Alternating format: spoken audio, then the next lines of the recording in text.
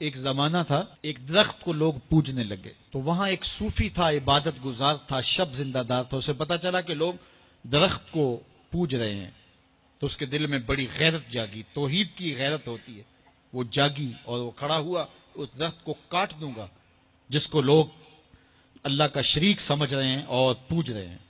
ہاتھ میں کلہاڑا پکڑا اور اس درخت کو کاٹنے کے لیے نکلا۔ راستے کے اندر شیطان کھڑا تھا، اس نے کہا میں تو نہیں جانے دوں گا، اور شیطان نے راستہ روکا، اس نے پٹک کے شیطان کو زمین پہ مارا اور اس کی چھاتی پہ بیٹھ گیا۔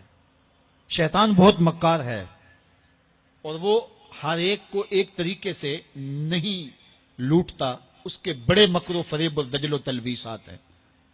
اس نے دوسرا طریقہ اختیار کیا، اس نے کہا جناب آپ عبادت گزار ہیں، تہجد گزار ہیں، شب زندہ دار ہیں، آپ درخت کو کاٹیں گے، لوگ آپ کے مخالف ہو جائیں گے، پھر آپ کو ان کے مقابل کھڑا ہونا پڑے گا، اور سویرے شام لڑائی ہی لڑائی، آپ کی عبادتوں کے وقت میں خلل آئے گا۔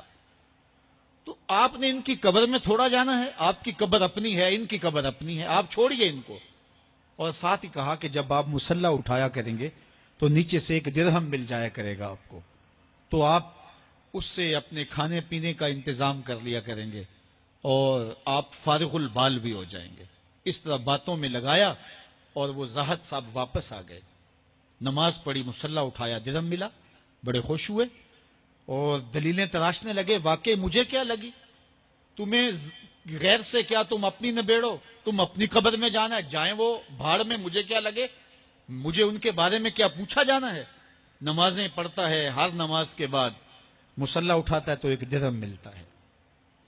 کافی دن گزر گیا، دل بھی آہستہ آہستہ مردہ ہو گیا۔ ایک دن مصلی اٹھایا تو کوئی درہم نہیں نکلا، پھر دوبارہ کلہاڑا اٹھایا، اٹھا، رستے میں پھر شیطان کھڑا تھا، کہا کدھر جا رہے ہو، کہا درخت کو کاٹنے جا رہا ہوں۔ شیطان نے کہا میں تو نہیں جانے دوں گا۔ اس کو تجربہ تھا کہ میں اس کو پٹک کے زمین پہ مارا تھا، یہ میرے سے طاقتور تو ہے ہی نہیں۔ اس نے پھر گریبان سے پکڑ لیا، شیطان نے پٹک کے زمین پہ مارا اور چھاتی پہ بیٹھ گیا۔ وہ زاہد صاحب پریشان ہو گئے، شیطان کو کہنے لگے کہ یہ کیسے ہوا، میرا تو تجربہ ماضی کا یہ تھا کہ میں طاقتور ہوں، تم کمزور ہو، لیکن اب تم نے پٹک کے مجھے زمین پہ مارا۔ تو کہا صاحب اس دن تم اللہ کی رضا کے لیے جا رہے تھے، آج تم درہم کے لیے جا رہے ہو۔